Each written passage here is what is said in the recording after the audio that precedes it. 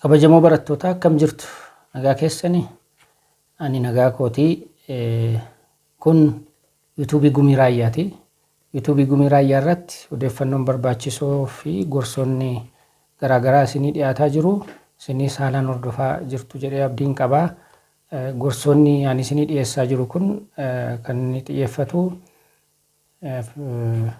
iccitaa fiixaan ba'umsaa barattootaaf kan jedhu irrattidha. Isa jalatti mata duree garaagaraa kaasee akka gorsaatti isiniif dhiyeessaa jira. Wal qabatanii waan deemaniif tokko hordofanii isa kaan dhiisuu hin danda'amu. Walumatti hordofamee ilaalamee guutuu ta'a waan ta'eef irraa jalaan kan isinii dhiyaatu odeeffannoo kana haalaan hordofaa jedhee isin affeera. Kanaaf viidiyoo walitti fufinsaan isin dhiyaatu kana yookaan walumaa galatti yuutuubii Gumii Raayyaa kana subscribe gochuudhaan, follow gochuudhaan, warra kaaniifis share gochuudhaan itti akka fayyadamtan isin jajjabeessa gamanumaanii.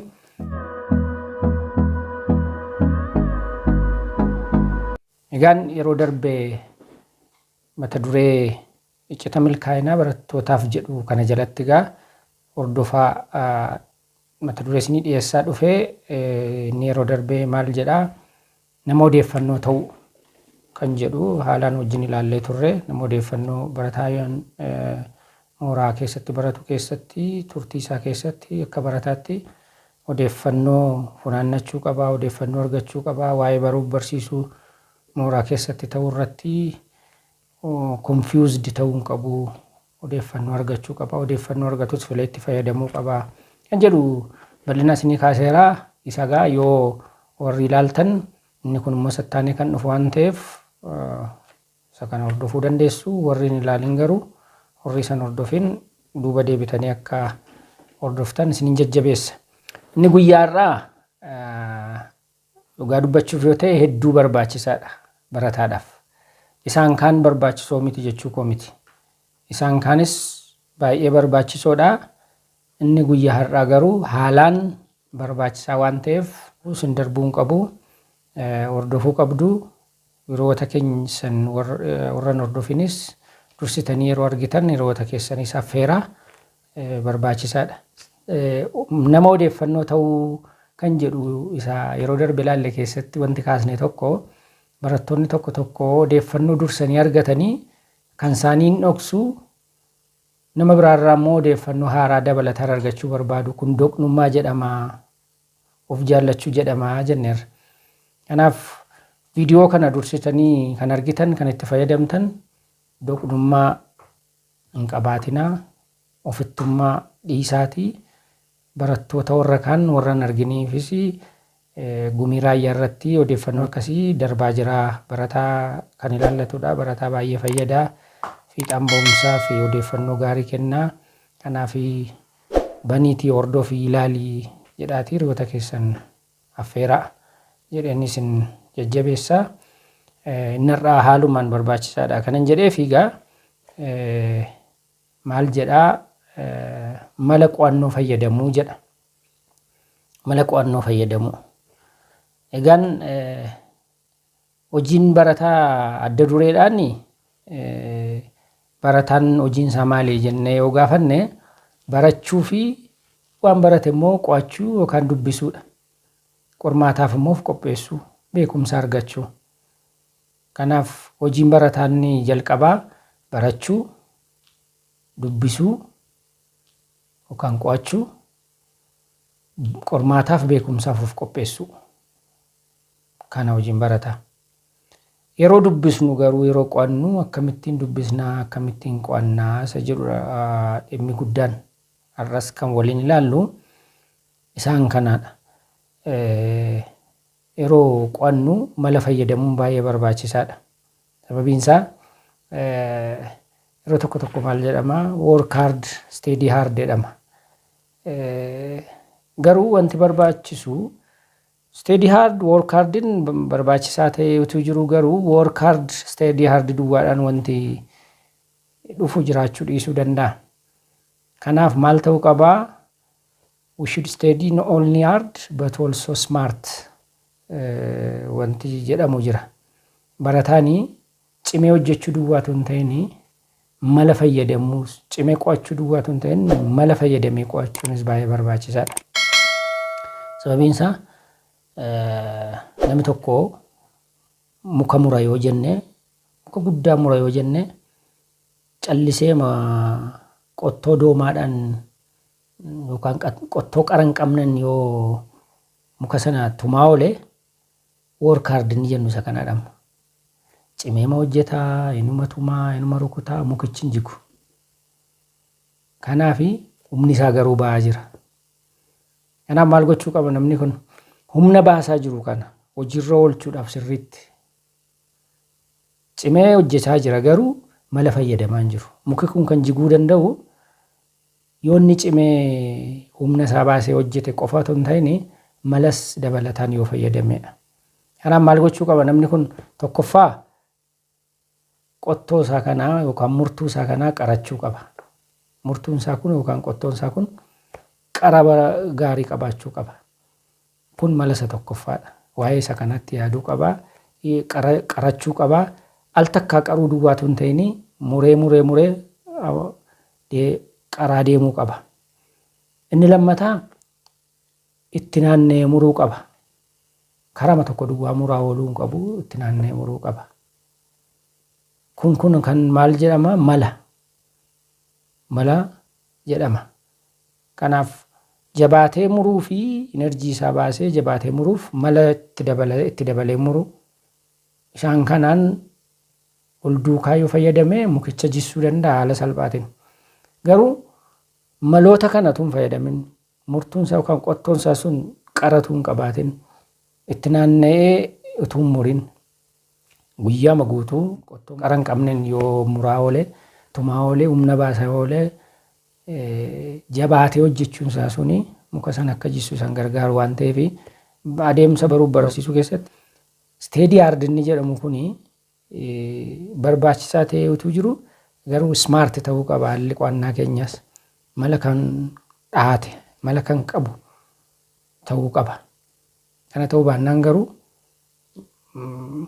waa tokko dhiibaa yoo illee haala ittiin waan sana dhiibnuuf akkamittiin dhiibne sochoosuu dandeenyu yoo mala hin dhoofne waan dhiibnu sana sochoosuu hin dandeenyu. Kanaaf malli barbaachisaa kan ta'e barataanis yeroo gorfamu steady hard duwwaatu hin ta'in steady smart lamaan isaanii barbaachisoodha. Cimee qo'achuu qabaa. Utuu walirraa hin kutin jabaatee utuu hin nuffin yeroo dheeraa fayyadamee hirriba isaas dandamatee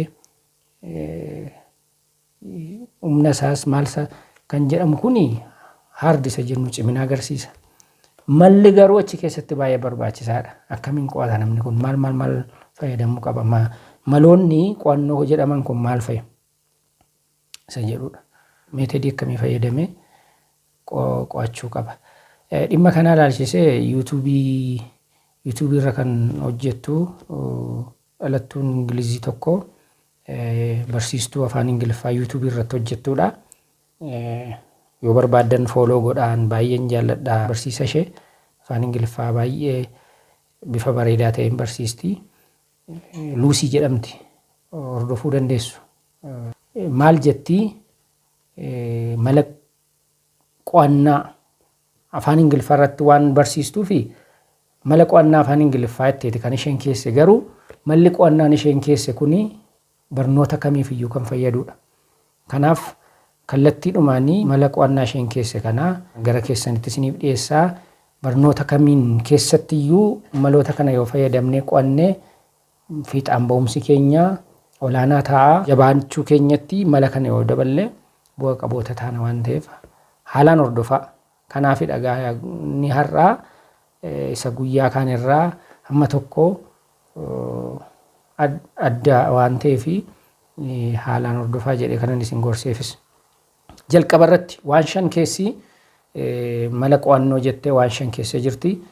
Mala qo'annoo 5 keessaa inni jalqabaa yeroo qo'annuu jetti. Yeroo ammamiitiif xiyyeeffannee qo'achuu dandeenya isa jedhu beekuun nurra jira jetti. Yeroo ammamiitiif xiyyeeffachuu dandeenya. Qo'annaa jechuun yeroo dheeraa irra taa'u jechuutu hin ta'in ammam xiyyeeffachuu dandeenyaa isa jedhu kan xiyyeeffannaadhaan hin qo'annu taanaan yaadi keenya duukaan jiru taanaan waan dubbisaa jirru beekaanuu galaan jiru taanaan xiyyeeffannaan keenya achi hin jiru dubbisaa jirratu hin ta'in ilaalaa jirra. Fuuldura keenya kaannee jechuudha.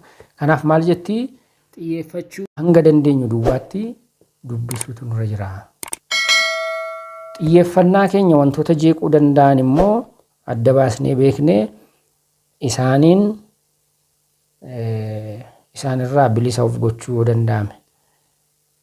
Fakkeenyaaf xiyyeeffannaa keenya jeequu kan danda'an waa lamatu jiru. Internal factor and external factor jennee bakka lamatti qooduu dandeenya. External factoriin yookaan wantoonni bakkeerraa xiyyeeffannaa keenya jeequu danda'an sagalee bakkeerraa nutti dhufu yeroo dubbisnu sagaleen garaagaraa bakkeerraa yoo nutti dhufa ta'e namni jeequ jira yoo ta'e sagaleen maashinii garaagaraa sagaleen konkolaataa sagaleemti jeequ ta'e bakkee keessa yoo jiraate gara gurra keenyaa kan dhufu yoo jiraate xiyyeeffannaan nuti dubbisuu sana irratti qabnu jeequu danda'a. Kanaaf bakka booda kan ilaallu waa'ee bakka qo'annaa jedhullee ni ilaalla. Xiyyeeffannaadhaaf bakki qo'annaallee murteessaadha. Isattaanuu hin dhufnaa itti. Kanaaf external factorii kana akka nun jeeqneef xiyyeeffannaa keenya akka hin jeeqneefi bakka external factoriin jirurraa bilisa bakka ta'e teenyee qo'achuun barbaachisaadha. Inni biraa immoo internal factor jechuun keessa keenya kan maddu kan ta'e xiyyeeffannaa dubbisuu keenyaa kan jeequ. Isaan kunis dadhabbii ta'uu danda'a, aarii ta'uu danda'a, keessi keenya waan garaagaraatiin jeeqamee ta'uu danda'a. Isaan kana fakkaatanii internal factors jedhamu. Kanaaf keessi keenya jeeqamaadha taanaan, keessi keenya aarii qaba taanaan, keessi keenya dadhabbiidhaan guutuudha taanaan xiyyeeffannee dubbisuu waan hin dandeenyeef dubbisuu hin qabnu yeroo sanatti.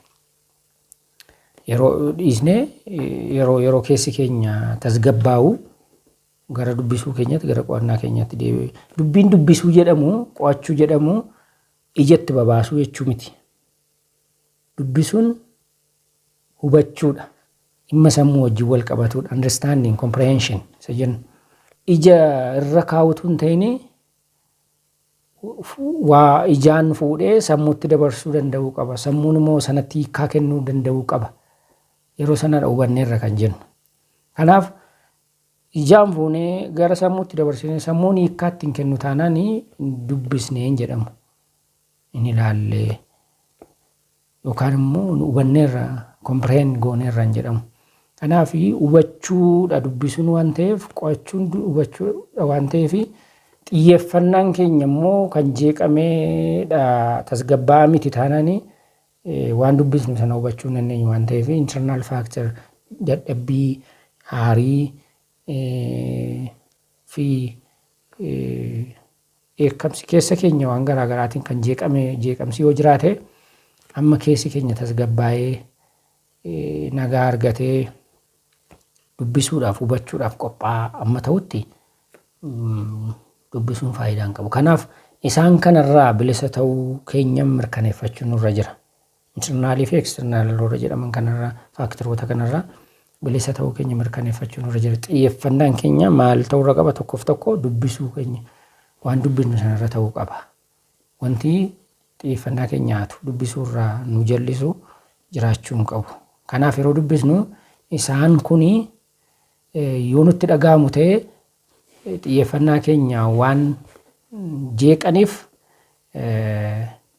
haalaan seeraan dubbisnee waan dubbisnu sanas hubachuun waan hin dandeenyee fi xiyyeeffannaa keenya haalaan to'achuun waan dubbisnu immoo haalaan gargar qoqqoonnee yeroo xiyyeeffannaa keenyaaf qoonne dubbisuutu irra jira. Yeroo akkasii xiyyeeffannaa akkasii qaba jennee qoqqoonnee dubbisuutu irra jiraata. Kanaaf yeroo miirri akkasii nutti dhaga'amu garuu miirri dadhabbii, miirri aarii, miirri jeeqamuu keessaa internal factors isa bakka irraa dhufu bakka jijjiirree qo'achuu dandeenya bakka mijataa ta'etti. Isa keessaa dhufu garuu amma keessi tasgabbaa'utti boqonnaa fudhachuun barbaachisaadha.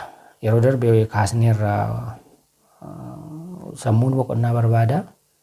Sammuu keenya tasgabbeessuun boqonnaa kennuufiin gaariidha. Keessi keenya sammuun keenya amma boqonnetti dubbisuun gaarii miti. Sababiin isaa xiyyeeffachuu hin dandeenyu waan ta'eef. Kanaaf boqochuun barbaachisaadha.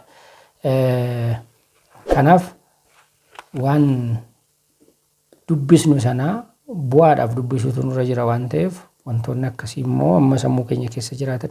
Wanti dubbisnu dubbii keenya irratti wanti dubbisnu lakkoofsa peejii dubbisnee miti dubbiin.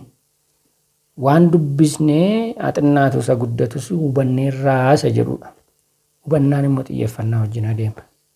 Kanaaf wanti xiyyeeffannaa keenya jeeqoo jiraate dubbisuun sun faayidaan qabu waan ta'eef waa'ee xiyyeeffannaa keenyaa mirkaneeffachuutu nurra jiraata. Kanaaf dubbiin xiyyeeffannaa jedhu kanaaf yeroo ammamiitiifin xiyyeeffadhe dubbisuu danda'a.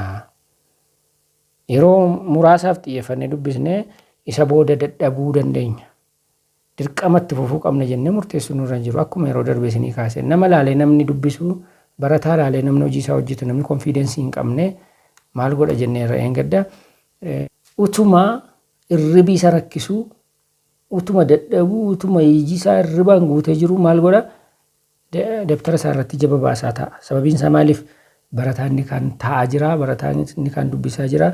Dubbisuun barataa isa kaanii immoo na jeeqaa, na hariisisaa, na miidhaa jedhee waan yaaduu fi irribitu isa qabee jiru, dadhabbiin cimaan utuu isarra jiru, boqochuu sammuun isaa utuu barbaadu taa'ee dabtara isaatti jaba baasa. This is what we call internal factor. Kanaaf namni kuni barataan kuni sa'a sanatti maal gochuutu irra jira? Sammuu isaa boqochiisu. Yeroo murtaa'eef amma sa'a murtaa'etti dubbisee xiyyeeffannaadhaan waan ta'e hubateera. Isa booda inni jiru garuu dadhabbiidha waan ta'eef dadhabbiin yeroo keessa isaatti dhaga'amu dubbisuu hin danda'u. Yoo dubbise hubachuu waan hin dandeenyeef dhiisee boqotee ergi boqotee booda xiyyeeffannaa haaraatiin itti deebi'uu danda'utu irra jira jechaadha. Kanaaf hangam yookaan yeroo ammamiitiif xiyyeeffachuu danda'a isa jedhu of gaafachuu qaba namni tokko. Hanguma xiyyeeffatee dubbisuu danda'u duwwaatti dubbisuu qaba. Zeen achi booda boqochuu ammas akkasuma yeroo isaa ammana dubbisee fixuun irra jira jechuun qabu barataan. Xiyyeeffannaan isaa itti himuu qaba. Dubbisaa xiyyeeffannaadhaan dubbisaa fiilingiin ta'e itti dhufee xiyyeeffannaa isaa jeeqa taanaan dhaabee iskeejuul godhachuu qaba jechaadha. Kanaaf kan nu qajeelchuu qabu xiyyeeffannaa keenya malee peeji nambarii nuyi limiit godhannee kaa'annee ammana dubbisuun qaba jennu miti. Kanaaf hangam yeroo ammamiitiif xiyyeeffachuu danda'a. Kanaaf xiyyeeffannaadhaan dubbisuu isaan danda'u keessatti dubbisa isa jedhu kun isa tokkoffaadha. Mala dubbisuu keessaa xiyyeeffannaa ofii ilaaluun xiyyeeffannaa ofii kan jeequ internaaliif external factorii sana adda baasanii beekuun isa externaaliif haala mijeessuun isa internaalii immoo keessa ofii tasgabbeessanii boqochiisanii yeroo xiyyeeffannaan keenya haalaan deebi'u itti deebi'uun barbaachisaadha. Kun isa tokkoffaadha. Mala qo'annoo inni lammaffaan maalidha? Xixiqqeessanii dubbisuu. Xixiqqeessanii chunk by chunk xixiqqeessanii dubbisuu. Yeroo tokkoon peejii waraqaa baay'ee dubbisuuni yookaan dubbisuuf karoorsuuni kan nama dadhabsiisu duwwaatu hin ta'in bu'a qabeessas nama hin godhu. Peejii 100 waluma takkaan dubbisa yoo jedhe namni kun bu'a qabeessa nama hin godhu. Tokkoffaa sammuu nama dadhabsiisa. Galgaluma tokkotti peejii 100 dubbiseen bulaa namoonni akkas godhan rare case. Kan wanti nu dubbisnu kun fiikshinii miti. waa'ee barumsaadha kan nuti fiikshiniin 300-400 dubbisuu danda'a namni jalqabnaan iyyuu nama dhiisisu waan ta'eef inni kun waa biraadha. Dhimmi haasaa jirru dhimma qo'annaa adeemsaa baruu barsiisuu keessatti yeroo barumsaa keenya keessatti akkamiin qo'annaa mala akkamiitu nu fayyadaa hubachuu kan dandeenyu mala akkamii yoo fayyadamneedha isa jedhudha. Kanaaf xixiqqeessanii dubbisuun barbaachisaadha. Inni kun illee xiyyeeffannaa wajjin wal qabata jira. Kanaaf peejii ammanaa dubbisee fixuun qabaa kana miti. Xixiqqeessanii dubbisanii hubataa amma dubbisan immoo hubataan jira seedhoof gaafataa mirkaneeffataa deemuun barbaachisaadha. Yeroo ammamiitiifini dubbisaa isa jedhu caalaa amma min hubadha isa jedhuuf gaafachuun baay'ee barbaachisaadha. Tokko sa'aatii dheeraa dubbisuun irra jira har'aa jedhu. Har'a taa'aa buluun qabaa kan jiranis jiru. Sa'aatii ammanaa dubbisuun qabaa osoo hin ta'in waanan dubbise hubachuun qabaadha. Wanti guddaan. Kanaaf waa'ee hubachuu waa'ee waan dubbisan beeku malee waa'ee sa'aatii dheeraa fi peejii baay'ee dubbisuu miti dubbiin. Kanaaf xixiqqeessanii dubbisuun bu'a qabeessa nama taasisa. Malli kuni mala kana bakka lamatti qoonnee ilaaluu dandeenya. Chunk by chunk yookaanis steady in chunks isa jedhu kana bakka lamatti qoonnee ilaaluu dandeenya.